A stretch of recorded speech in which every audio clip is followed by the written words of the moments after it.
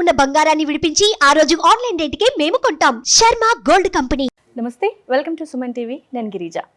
December నెలకి సంబంధించి ఏ రాశి వారికి ఎలాంటి ఫలితాలు ఉండబోతున్నాయో తెలుసుకునేందుకు ఇవాళ మనతో పాటు ప్రముఖ జ్యోతిష్య పండితులు గోనుగుంట్ల సురేష్ బాబు గారు ఉన్నారు. వారితో మాట్లాడిద్దాం. నమస్కారం గురువు గారు. నమస్కారం గిరిజ గారు. గురువు గారు, డిసెంబర్ నెలకి సంబంధించి మనం ఇప్పుడు సింహరాశి గురించి తెలుసుకోవాలి. సో సింహరాశి వారికి డిసెంబర్ మాసంలో ఎలా ఉండబోతుంది అంటారు? సింహరాశి వారికి డిసెంబర్ మంత్ ఏమవుతుందంటే 15th నుంచి మనకి ధనుర్మాసం స్టార్ట్ అయిపోతుంది.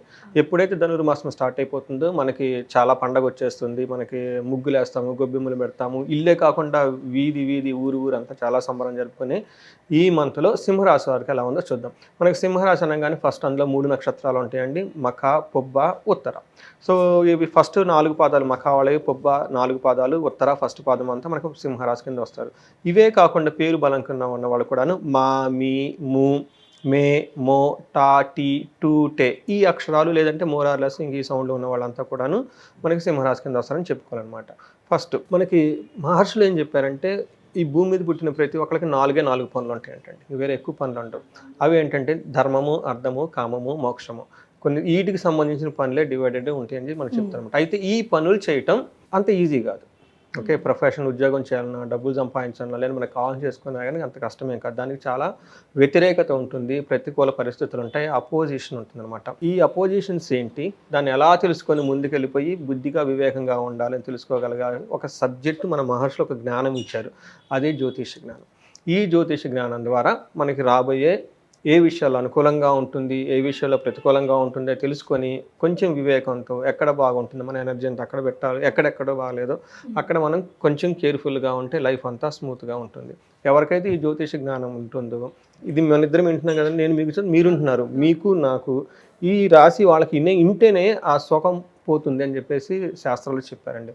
అందుకని మనకి పూర్వకాలంలో పెద్దవాళ్ళు గుళ్ళల్లో చెప్పటం, పబ్లిక్ ప్లేస్లో చెప్పటం, ఇప్పుడు కానీ ప్రతి చోట ప్రతి పేపర్లోని ప్రతి న్యూస్ లేకుండా ఉండదండి కాలం అని చెప్తాను. అందుకని చెప్పేసి ఒక మనకి భాగం అయిపోయింది. ఇవిలా చూసుకుంటే సింహరాశి వాళ్ళకి మనకి ఫలితాలు ఎలా ఉంటాయి అంటే, సూర్యుడు 4 గ్రహాల యొక్క సంచారం గమనించుకొని మనం ఈ ఫలితాలు చేయడం జరుగుతుంది. ఫస్ట్ మనకు వచ్చేటప్పటికి ధనుసు రాశిలోకి 15th సూర్యుడు వెళ్తున్నాడండి. శుక్రుడు వచ్చేటప్పటికి మకర రాశిలో 2వ తారీఖు నెల మొత్తం అక్కడే ఉంటున్నారు. తర్వాత మనకి బుధుడు వృశ్చిక రాశిలో ఉంటున్నారు. తర్వాత కర్కాటక రాశిలో కుజుడు ఉంటున్నారు అనమాట.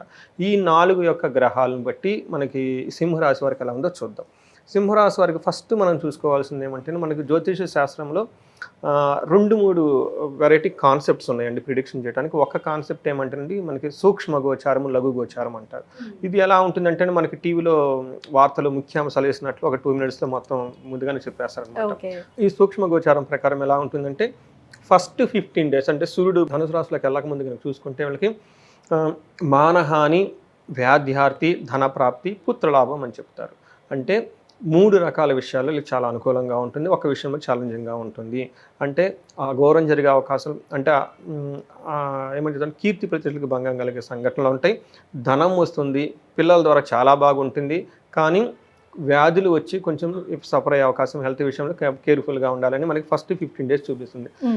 నెక్స్ట్ 15 days ఎలా ఉంటుందంటేనండి, కొంచెం మానసికంగా బాధపడే అవకాశం ఎక్కువగా ఉంది, ధనప్రాప్తి ఉంటుంది, కానీ అనవసరంగా కొంచెం ట్రబుల్స్, గొడవలే అవకాశం కూడా ఎక్కువగా ఉంటుందని మనకు చెప్తుందన్నమాట. బట్ ఓవరాల్గా చూసుకుంటే మనకి సూర్యుని యొక్క సంచారం, సూర్యుడు వీళ్ళకి మారటం వల్ల ధనుసు రాశులకి చాలా ఛాలెంజింగ్గా ఉంటుంది, చాలా ఆపర్చునిటీస్ కూడా ఉన్నాయి. ఫస్ట్ సూర్యుడు వీళ్ళకి తీసుకొచ్చే ఆపర్చునిటీస్ ఏంటంటే, పండగతో పాటు ధనుర్మాస పండుగతో పాటు ఆయన చాలా మంచి కూడా చేస్తున్నారు. ఏం చేస్తున్నారంటే, ధనలాభం ఉంటుంది, కులాచారం అంటే మన పెద్దవాళ్ళు చెప్పిన ఆన్సర్స్ చెప్పిన అన్ని వాళ్ళు చక్కగా ఫాలో అవుతూ ఉంటారు, ఇంటిలో అన్ని శుభకార్యాలు జరుగుతాయి, తీపి వస్తువులు తింటారు, ఉద్యోగ ప్రాప్తి, వీళ్ళకి ఉద్యోగం వచ్చే అవకాశం కూడా ఉందన్నమాట. అంతేకాకుండా ఛాలెంజెస్ ఎలా ఉంటుందంటే, వీళ్ళకి ఏమంటారంటే లేజీగా అయిపోతుంది వాళ్ళు. తర్వాత హృదయంలో ఎక్కడో ఏదో అనవసరంగా బాధపడుతూ కూర్చుంటారు. స్నేహితుల వల్ల ఇబ్బందులు ఉన్నాయి, అందుకని చెప్పేసి గుర్తుపెట్టుకొని ఫ్రెండ్షిప్ వాళ్ళు చేసేటప్పుడు, లేదంటే కొంచెం ఈ టైంలో వాళ్ళని అవాయిడ్ చేసి కొంచెం మీ పని మీద మీరు పెట్టుకుంటే చాలా బాగుంటుంది. బుద్ధి బలం కోల్పోయి రాంగ్ డెసిషన్ తీసుకునే అవకాశం కూడా ఎక్కువగా ఉంది. పిల్లలకు కొంచెం జాగ్రత్తగా ఉండాల్సిన టైం అని వీళ్ళకి సూర్యుడి ద్వారా తెలుస్తుందండి. స్టూడెంట్స్ కూడా దీన్ని అంటే వాళ్ళకు కూడా ఇది వర్తిస్తుంది అంటారా గురువు గారు? ఖచ్చితంగా అండి. మనకి స్టూడెంట్స్ వెరీ నైస్ క్వశ్చన్ అండి. అంటే ఈ టైంలో వాళ్ళకి బుద్ధి బలం కోల్పోవటం, సరిగ్గా ఎగ్జామినేషన్లో రాయకపోవటము, ఇవన్నీ జరుగుతూ ఉంటుందండి. సింహరాశికి పిల్లలు ఎవరైనా కాంపిటేటివ్ ఎగ్జామ్స్కి ఫాలో అవుతున్నా కానీ వాళ్ళకు కూడా ఇది అప్లై అవుతుందండి. మార్స్ కనుక చూసుకుంటే వీళ్ళకి కూడా మార్స్ చాలా స్ట్రాంగ్, మంచి చక్కగా ఉందని చెప్పుకోవాలి. మంచి చాలా ఫేవరబుల్ కండిషన్ తీసుకుని వస్తున్నారు. కొంచెం ఛాలెంజ్ కూడా ఉన్నాయి. ఫస్ట్ వీళ్ళు తీసుకొచ్చే అద్భుతం ఏంటంటే అండి, వీళ్ళకి ధనలాభం ఉంది. మీకు సూర్యుడు ధనం తీసుకొస్తున్నాడు, వీళ్ళు ధనం తీసుకొస్తున్నాడు. ఈ రాశి వాళ్ళు, సింహరాశి వాళ్ళకి ధనమయం అయిపోతుంది వీళ్ళంతా. అధికారులతో అధికార వృద్ధి అంటే ప్రమోషన్స్ వచ్చే అవకాశం ఎక్కువగా ఉంది. పేరు ప్రఖ్యాతులు చాలా బాగుంటాయి. ఈ రాశి వాళ్ళు బంగారం కొనే అవకాశం ఎక్కువగా ఉంది. అందుకని షాపింగ్ చేసుకోవడానికి రెడీగా ఉండండి. బట్ సంకల్పం ఉండాలి. సంకల్పం లేకపోతే గ్రహాలు ఎంత అనుకూలంగా ఉన్నాయి ఏముండదు కదా. బంగారం రేట్ బాగా పెరిగింది కదా గురువు గారు, అందుకని వీళ్ళకి అదృష్టం పట్టింది కొనడానికి. లేడీస్ ఎవరిని ఉంటే ఖచ్చితంగా డేట్ పెట్టుకోండి. ఓకే, బంగారం ఖచ్చితంగా అయితే తీసుకుంటారు. అందులో వెనకాడేది లేనే లేదండి. అయితే వీళ్ళకి ఛాలెంజెస్ కూడా ఉన్నాయండి. ఈ ఛాలెంజెస్ ఏంటంటే వృధాగా డబ్బు ఖర్చు చేస్తారు. అందుకని వృధా చేసే బదులు బంగారం కొనుక్కోండి. తర్వాత హెల్త్ కాంప్లికేషన్స్ ఉంటాయి. స్త్రీలతో కానీ పురుషులతో కానీ వివాదం పడే అవకాశం ఎక్కువగా ఉంది. కొంచెం జాగ్రత్తగా ఉండాలి. రోగాల వల్ల బాధలు ఉంటాయి. ఇంకొకటి మెయిన్ ఇంపార్టెంట్ అంటే వీళ్ళు దేశాంతరం అంటే ఇక్కడ నుంచి ఉన్న ఊరు నుంచి బయటకు వెళ్ళటము, లేదంటే ఫారిన్ కంట్రీస్కి వెళ్ళటము, అక్కడ కొంతకాలం ఉండే అవకాశం వీళ్ళకి ఎక్కువ చూపిస్తుందండి. దీన్ని బట్టి ఎవరైనా ఫారిన్ వెళ్ళాలనుకున్నా, దూరం వెళ్ళాలనుకున్నా ఇది మంచి టైం అని మనం చెప్పుకోవాలన్నమాట. అప్పటిదాకా పెండింగ్ పనులు ఏమైనా ఉంటే వాటికి సంబంధించిన విషయాలు బాగా అనుకూలంగా ఉంటుంది. శుక్రుడు అగైన్ మళ్ళీ వీళ్ళకి చాలా అద్భుతాన్ని తీసుకొని వస్తున్నాడు. కొంచెం ఛాలెంజెస్ కూడా ఉన్నాయి. ఫస్ట్ ధనలాభం, ఓకే, సుఖంగా ఉంటారు. తర్వాత దినదిన కార్యాల్లో విఘ్నాలు జరిగే అవకాశం ఎక్కువగా ఉంది. వీళ్ళకి ఆయుధ పీడ, చోడ పీడ ఉంది. అందులోనూ విలువైన వస్తువులు వీళ్ళు పోగొట్టుకునే అవకాశం ఎక్కువగా ఉంది. బంగారం కొన్న సంతోషంతో విలువైన వస్తువులు పోగొట్టుకోకూడదండి. కొంచెం కేర్ఫుల్గా పెట్టేసుకోవాలి. తర్వాత రుణాలకు సంబంధించిన విషయాల్లో ఇట్లాంటివి అయితే ఛాలెంజెస్ ఎక్కడ ఉన్నాయంటే వీళ్ళు కుటుంబంలో బంధువులతోటి వివాదాల్లో పడే అవకాశం ఎక్కువగా ఉంటుంది. వృధా ప్రయాణాలు అనవసరంగా అటు ఇటు తిరుగుతూ ఉంటారు వేస్ట్గా. తర్వాత ఎవరికైనా కనుక డబ్బులు కనుక ఉంటామంటే ఈ టైంలో డబ్బుల గురించి వీళ్ళు ఎక్కువ అడిగే అవకాశం మనకు కనిపిస్తుందండి. ఇదంతా మనకి శుక్రుడి వల్ల వస్తుందని చెప్పాలన్నమాట. సో ఈ 3 గ్రహాలు కనుక మనం చూసుకుంటే ఎక్కువగా చాలా పాజిటివ్గా ఉన్నాయి. మనకు ఒకసారి 70% వీళ్ళకి చాలా బాగుందని చెప్పుకోవాలి. ఒక 30% ఛాలెంజెస్ కూడా ఉన్నాయి. ఈ ఛాలెంజెస్ కూడాను వీళ్ళు ఏమంటారంటే అండి, సరిగ్గా వీళ్ళ లైఫ్ స్టైల్ బాగుంటే అది కూడా ఓవర్కమ్ చేయొచ్చు. మనకి జ్యోతిష శాస్త్రంలో ఇంకొక కాన్సెప్ట్ ఉంది ప్రిడిక్షన్ చెప్పడానికి. ఇది మనకి అంగగోచారం అంటారు. ఈ కాన్సెప్ట్లో ఏం చెప్తుంటే నక్షత్రం వైజ్ కూడాను మనకి వాళ్ళకి ఎలా ఉందో తెలుసుకోవచ్చు. వాళ్ళకి ఈ మంత్ ఎలా ఉండబోతుందో కూడా తెలుసుకోవచ్చు. ఇప్పటివరకు చెప్పింది రాశి పరంగా, నక్షత్రం పరంగా మరొకటి ఉంటుంది. కరెక్ట్, ఇది ఇంకొక కాన్సెప్ట్ అనమాట. సో ఈ కాన్సెప్ట్లో ఏమంటారంటే అంగగోచారం అనేది ఇది నక్షత్రం ప్రకారం వస్తుంది. మనకి మఖా నక్షత్రము, పుబ్బ, ఉత్తర ఈ 3 నక్షత్రాలు మనకి సింహరాశిలో వచ్చేస్తాయి. మఖా నక్షత్రం వాళ్ళు కనుక చూసుకుంటే వీళ్ళకి 5 విషయాల్లో 3 విషయాలు చాలా పాజిటివ్గా ఉంది, 2 విషయాలు చాలా ఛాలెంజింగ్గా ఉంది అనమాట. కేర్ఫుల్గా ఉండాల్సింది. ఏ విషయంలో పాజిటివ్గా ఉందంటే ఎవరైనా కనుక ఫారిన్ వెళ్ళాలనుకుంటే, విదేశాగా మనం ఫారిన్ టూర్కి వెళ్ళాలంటే ద బెస్ట్ టైం వాళ్ళకి.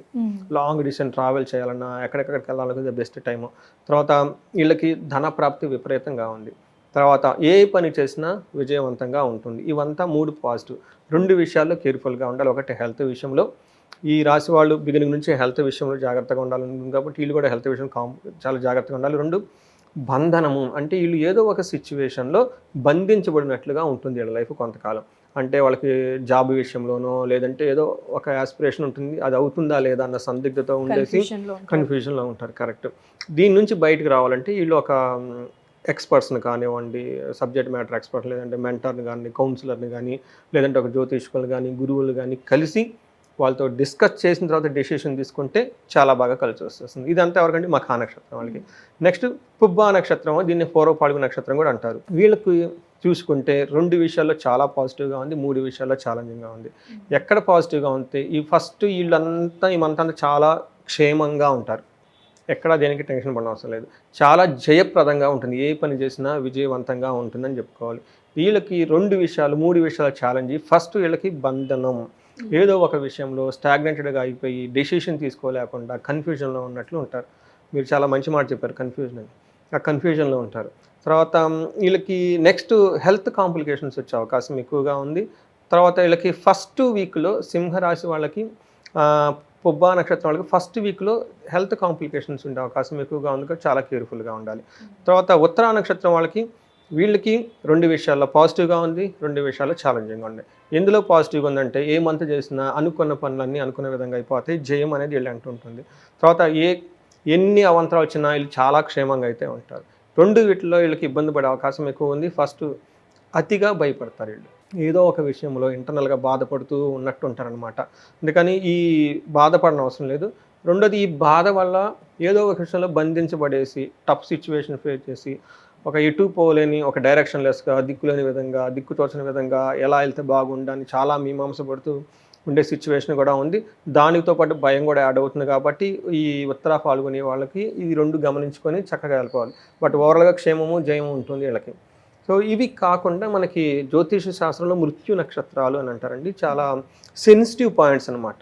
అవి కొన్నిసార్లు ఏంటి మనకి తెలవకుండా అన్ఎక్స్పెక్టెడ్గా వచ్చేస్తాయి. అది అందరికీ రావండి, కొంతమందికి వచ్చేస్తాయి. అలా చూసుకుంటే మఖా నక్షత్రం వాళ్ళు కేతువు ద్వారా, తర్వాత సూర్యుని ద్వారా గవర్నమెంట్ రిలేటెడ్ విషయాల్లో కానివ్వండి, ఎంప్లాయ్మెంట్ విషయంలో అన్ఎక్స్పెక్టెడ్గా కొంచెం టెన్షన్స్ వచ్చే అవకాశం ఎక్కువగా ఉంది. అలాగే ఉత్తరా నక్షత్రం వాళ్ళకి కూడా జ్యేష్ఠ నక్షత్రం ఉండటం వల్ల ఏమవుతుందంటే మఖా నక్షత్రం వాళ్ళకి పశునాశనం, ధననాశనం. ఇది అందరికీ కాదండి, కొంతమందికి అప్లై అవుతుంది. పుబ్బా నక్షత్రం వాళ్ళకి బుద్ధి నాశనం, రాంగ్ డెసిషన్ తీసుకొని ఇబ్బంది పడే అవకాశం ఎక్కువగా ఉంది, ఎందుకంటే వీళ్ళు బంధించబడినట్లుంది. తర్వాత ఉత్తరా నక్షత్రం వాళ్ళకి కూడాను బుద్ధి నాశనం, వాళ్ళ ఇంటెలిజెన్స్ అంతా పనిచేయదు. వీళ్ళు తప్పకుండా వీళ్ళకి పరిహారం కింద మహాన్యాసపూర్వక ఏకాదశి రుద్రాభిషేకం చేయించుకున్నా చాలా బాగుంటుంది. ఉత్తరా పాల్గొనే వాళ్ళు కనుక మహామృత్యుంజయ హోమం చేయించుకున్నా ఓకే. లేదంటే వీళ్ళకి మనకి మఖా నక్షత్రం వాళ్ళు పశునాశనం, ధననాశనం కనుక చూపిస్తుంది కాబట్టి అండి వీళ్ళకి మనకి కుబేర పాశుపత హోమం లేదంటే అభిషేకం చేయించుకున్నా కానీ చాలా బాగా కలిసి వస్తుంది వీళ్ళకి. ఓకే గురుగారు, అయితే సింహ రాశి పరంగా వీళ్ళు ఏ దేవాలయాలకు వెళ్తే మంచిది, ఏ దేవుణ్ణి పూజిస్తే మంచిది అంటారు? ముఖా నక్షత్రం వాళ్ళకి లక్ష్మీ గణపతిని కనుక పూజ చేసుకుని చాలా బాగుంటుంది. రెండోది మఖా నక్షత్రం వారికి సూర్యుని యొక్క ప్రభావం వీళ్ళ మీద ఎక్కువ ఉండటంతో ఆదిత్య హృదయం స్తోత్రం చదువుకున్నా కానీ, గాయత్రి మంత్రం చదువుకున్నా కానీ, గాయత్రి లేదంటే అగ్నిహోత్రం ఇంట్లో చేసుకోగలిగినా కానీ, లేదంటే అగ్ని కార్యం ఏదైనా కానీ అగ్నికి సంబంధించిన ఏది చేసినా కానీ బాగుంటుంది. అధమపక్షం లేడీస్ ఇవన్నీ మేము చేయలేమండి అనుకున్నప్పుడు అట్లీస్ట్ దీపారాధన కనుక చేసినా కానీ చాలా చాలా బాగుంటుంది, నెగటివ్ ఎనర్జీ అంటే పోతుంది. ఉత్తర పాల్గొనే వాళ్ళకి కేతు ఉండటం వల్ల వీళ్ళకి సుబ్రహ్మణ్యేశ్వర స్వామికి సంబంధించిన ఏమైనా టెంపుల్, కుమారస్వామికి సంబంధించిన టెంపుల్ కానీ వెళ్ళినా కానీ చాలా బాగుంటుంది. వీళ్ళకి జంట నాగులకి సంబంధించి మంగళవారం రోజు కానీ లేదంటే ఆదివారం రోజు కానీ వీళ్ళు కనుక జంట పాములకి పాలు కనుక పోసి దండం పెట్టుకున్నా కానీ చాలా బాగుంటుందండి. సో ఇంకా ఎవరైనా మేము చేయించుకుంటామండి బాగుంటుంది అనుకుంటే వీళ్ళకి గణపతి అధర్వ శీర్షం అని చెప్పేసి అది బ్రాహ్మణ ముఖంగా ఒక 4 బ్రాహ్మణులు పిలిచి వాళ్ళ చేత పారాయణం చేయించుకున్నా కానీ, వాళ్ళ ద్వారా మంత్రం యొక్క చాంటింగ్ చేయించుకున్నా కానీ ఇంట్లో చాలా బాగా కలిసి వస్తుందండి. సో చూశారు కదండి, సింహరాశి గురించి డిసెంబర్ మాసంలో ఎలా ఉంటుంది, ఏ దేవుని పూజించాలి, రాశి పరంగానే కాదు గురువు గారు వచ్చేసి నక్షత్ర పరంగా కూడా చాలా చక్కగా వివరణ ఇచ్చారు. సో గురువు గారిని సంప్రదించాలి అనుకునేవారు కింద స్క్రోల్ అవుతున్న నంబర్కి కాల్ చేసి కాంటాక్ట్ చేయొచ్చు. గురువు గారు ఖచ్చితంగా మాట్లాడతారు. థ్యాంక్ యూ గురువు గారు. ధన్యవాదాలు.